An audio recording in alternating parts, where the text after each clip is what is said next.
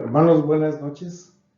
Esta es la meditación de los miércoles y estamos estudiando el libro de los Salmos, porque los Salmos nos enseñan a orar, nos enseñan a alabar también, nos enseñan a confesar, nos enseñan a adorar, a vivir en santidad.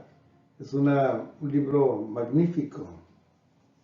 Recuerdo una gran producción que hizo Charles Spurgeon, aquel predicador inglés famoso, que se llamó Los Tesoros de David. Es un libro de 2 tomos al menos, a veces en 3 tomos viene, donde se analizan todos los salmos por su riqueza teológica, por su riqueza en el contenido de adoración, que todo cristiano debe conocer y saber. Así que vamos a ir leyendo algunos de los salmos. Hoy estamos en el Salmo 4. Y ahí llama la atención mucho una frase poderosa que dice: Jehová ha escogido al piadoso para sí.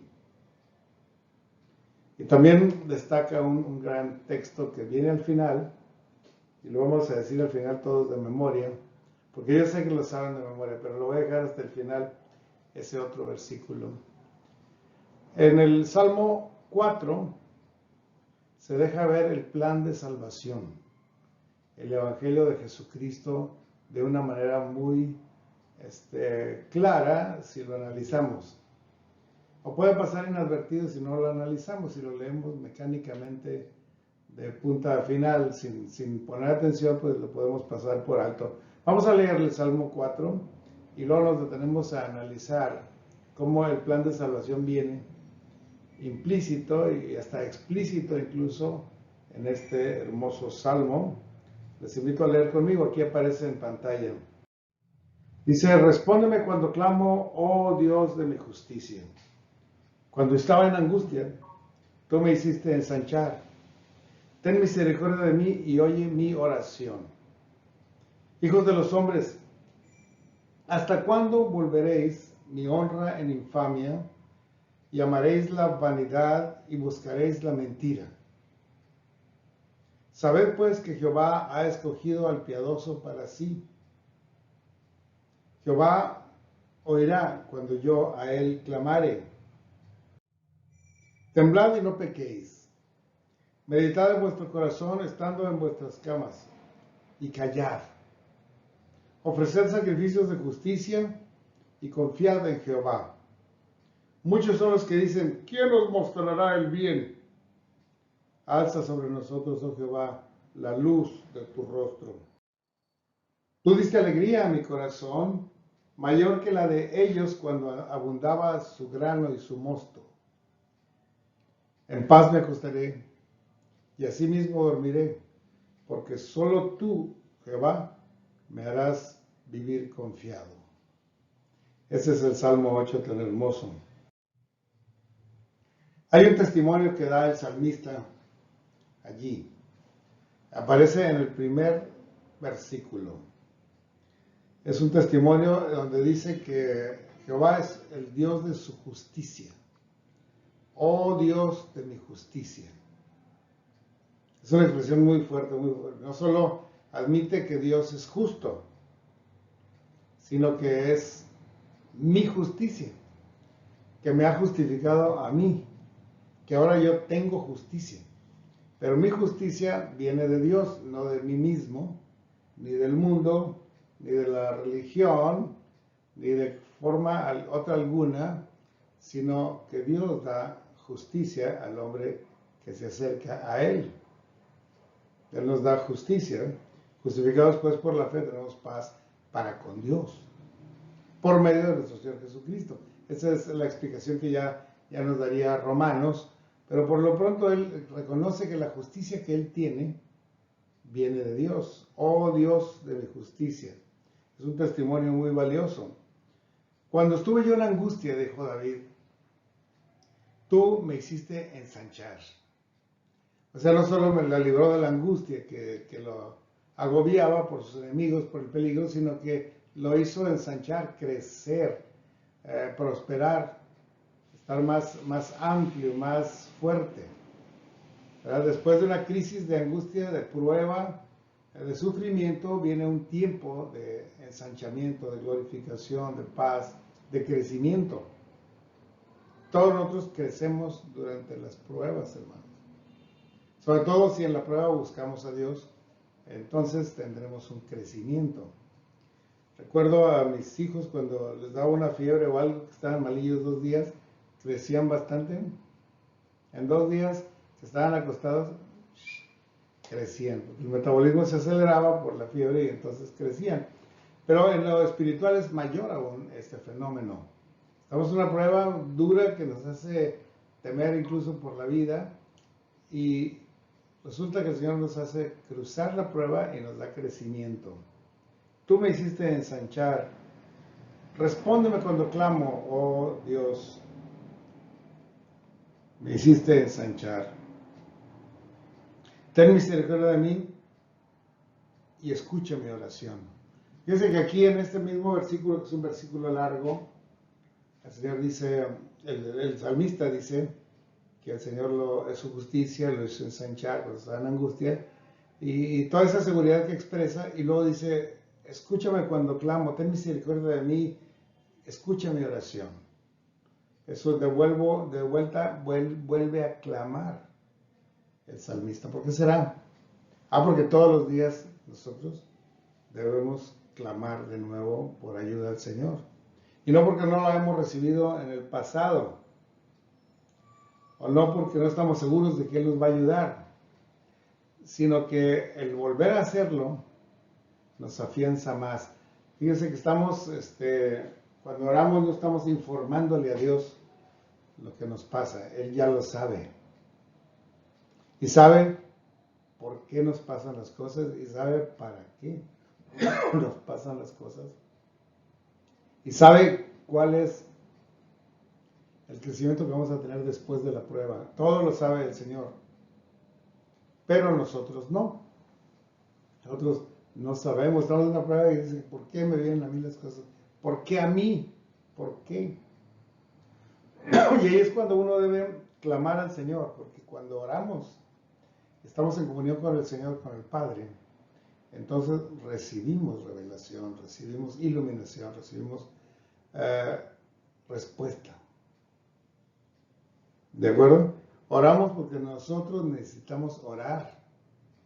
No que el Señor necesite que le oremos para saber nuestro sufrimiento. Él ve desde los cielos nuestro sufrimiento, pero escucha nuestro clamor también. Así que vale la pena clamar otra vez, aunque ya nos haya salvado ayer y antier y toda nuestra vida nos ha bendecido. Cada día debemos clamar. Aparte de que cada día son nuevas sus misericordias, debemos clamar, ¿de acuerdo? Ahora, ¿cuál es la actitud de los infieles, los que no oran, los que no conocen a Dios, los que no confían en Dios, los que se burlan de nosotros porque somos creyentes? El salmista habla hacia los infieles y les dice, ¿hasta cuándo volveréis mi honra en infamia? Porque es lo más honroso que le puede suceder a un hombre es ser un hombre de Dios. Lo más valioso que puede tener un hombre es su fe en Dios. La mayor grandeza que un hombre puede tener es llamarse hijo de Dios. Bueno, pues de esa grandeza, de esa honra y de ese privilegio, se burla la gente del mundo. Se burlan. Cuando yo estaba en la facultad, porque era más en mi tiempo estudiantil, que la gente se burlara unos de otros. Son crueles los estudiantes. Y decían cosas burlonas, ¿no? No insultos muy graves, pero sí cosas burlonas. Decían, ahí viene el hermano Pacota, ahí viene, ¿no? Y cuando se me juntaba con otros evangélicos que había en el salón, me decía, ahí está el rincón de las vírgenes. ¿Ah? Sus castos oídos no pueden oír nuestras palabras. Y cosas así burlonas. Porque para ellos era infame que fuéramos creyentes. Para nosotros es la más grande honra que nos pueden hacer. Y alguno me decía, bueno, tú crees en esas cosas de la Biblia porque tus padres te inculcaron. Como decían, te lavaron el coco y te hicieron creer y ahí estás engañado. De que si a mí me inculcaron la palabra de Dios, ¿a ti qué te inculcaron? ¿El vicio? ¿La droga? ¿Las malas palabras? ¿Qué te inculcaron tus padres? Porque era lamentable la condición de ellos, ¿no? No habían recibido ninguna formación, ninguna orientación espiritual, estaban perdidos y se burlaban de alguien que estaba a salvo. ¿Hasta cuándo volveráis mi honra en infamia? Porque así es, algo que a nosotros nos honra, para ellos es infame. ¿Hasta cuándo buscaréis la vanidad? O sea, las cosas vanas, lo que no sirve. Ellos están peleando por un lugar en el fútbol, por un lugar acá, comprar alguna cosa, ¿no? Eso es su búsqueda, eso es su gozo, pero es vanidad. Las cosas del Espíritu les son locura. ¿Hasta cuándo amaréis la mentira? Porque todo lo que enseña el mundo, inclusive lo científico, es mentira, si lo vemos a la luz de la palabra de Dios. Alguna vez hablaba yo con el director, uno de los subdirectores en la preparatoria 3. Y como mis hijos estudiaban en casa, ellos nada más extendían los certificados al recibir los exámenes de mis hijos. Dice él, mire, yo sé que los que estudian en casa pues es puro engaño, ¿no? Contratan a un maestro para que les haga los exámenes y pasan. Yo sé eso. No, usted no sabe nada, amigo. Profesor, no sabe nada usted. Ellos estudian bastante, si quiere póngalos aquí a estudiar enfrente de usted a contestar los exámenes. Va a ver, el INEGI hasta se maravillaron de que los hijos sacaran 100 cuando nadie lo podía sacar, ahí en la INEA. Y hacían los exámenes presenciales. No, usted piensa mal, sospecha mal, porque todo lo que enseña la educación pública pues es falso. ¿Cómo? Sí, la historia de México es falsa, la literatura universal es falsa, son puras fantasías. Y lo que enseña la biología acerca de, por ejemplo, la teoría de la evolución, todo eso son falsedades totales, ¿no? Ya ni siquiera Darwin creía en eso cuando estaba viejo. Y lo siguen enseñando, ¿no? Porque el mundo enseña falsedades. Todos los libros que escribe Octavio Paz y todo eso son pura fantasía, no es cierto. Es culto, es interesante, pero no es falso. ¿Hasta cuándo amaréis la mentira? Pues hasta que conozcas la verdad. Porque al conocer la verdad podemos ver la mentira de los hombres, ¿verdad? Eso es lo que hay que enseñarle a los infieles. Y si tenemos muchos infieles alrededor nuestro, nuestros vecinos, nuestros amigos, nuestros parientes, y tenemos que decirles, podemos compartir el Salmo 4. Entonces enfoca aquí el plan de salvación en este pasaje. Dice, Jehová ha escogido al piadoso para sí. Es el primer principio del Evangelio, que Dios nos escoge a nosotros. Nosotros no escogimos a Dios. Dios nos escoge a nosotros. Y ha escogido al piadoso. ¿Quién es el piadoso? El que busca a Dios, el que piensa en Dios, el que quiere obedecer a Dios, el que está humilde, a ese Dios escoge para darle salvación, para darle justicia, para darle su verdad, para transformar su vida. Pero no debe humillarse delante de Dios si quiere ser salvo de toda maldad. Tiemblen y no pequen, dice la Escritura. Tiemblen y no pequen. Son pecadores, has hecho maldad toda tu vida, estás perdido. Bueno, pues tiembla, pero no peques más. Abandona eso. El primer paso del arrepentimiento es ya no hacer eso que hacías mal. Es el primer paso del arrepentimiento. Medita en tu corazón, piénsalo bien, toma una decisión en el corazón, porque esto no es algo ligero, que digas, bueno, sí o bueno, no, pues ahora sí creo, ahora no creo. Toma la decisión de creer en el Señor ahora mismo. Medítalo en tu corazón. Estando en vuestra cama, calla y escucha la voz de Dios. Luego ofrece sacrificios de justicia. Los sacrificios de justicia son acciones y actitudes saludables, sanas, en correspondencia con la palabra de Dios que nos ha llegado. Recuerdo aquellos hombres que se habían arrepentido ante la predicación de Juan Bautista, ¿se acuerdan? Juan Bautista predicaba allá en el desierto, junto al Jordán, y la gente decía, bueno, ¿qué haremos ahora? Padre, ¿qué haremos ahora? Dice, bueno, pues el que hurtaba no hurte más. El que tiene 2 túnicas, pues dele al que no tiene. El que tiene que comer, haga lo mismo. Todas esas cosas son acciones de justicia que hace alguien que se ha arrepentido y que quiere agradar a Dios. Eso tiene que hacer alguien. No solo decir, sí, ya creo, ya me arrepentí. O no es decir, bueno, estoy muy triste por lo malo que hice. Ok, que se sienta triste de lo malo que hizo. Ok, que diga que ya se arrepintió. Pero tiene que hacer actos de justicia. Que sea, digamos, que eran pruebas dignas de arrepentimiento. ¿Qué haremos? Pues el que robaba no hurte más, y el que tiene 2 túnicas, dele al que no tiene, y el que tiene que comer, haga lo mismo, dele al que no tiene. Son sacrificios de justicia que Dios espera de las personas dispuestas a recibir su palabra.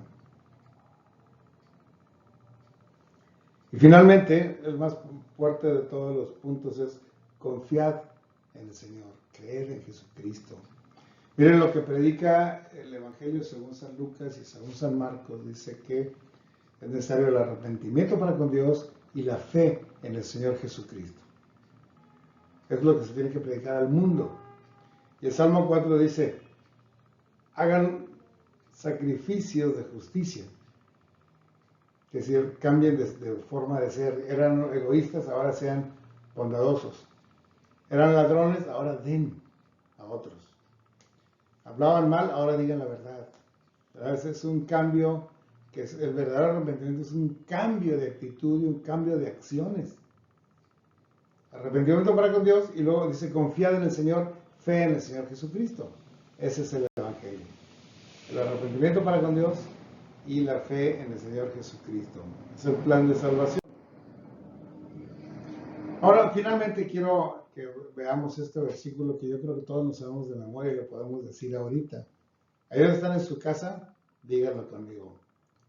En paz me acostaré y asimismo dormiré, porque solo tú, Jehová, me harás vivir confiado. Cuando alguien ha dado esos pasos de salvación, puede dormir tranquilo, porque la justicia de Dios está en él, la salvación que Dios ofrece está en él.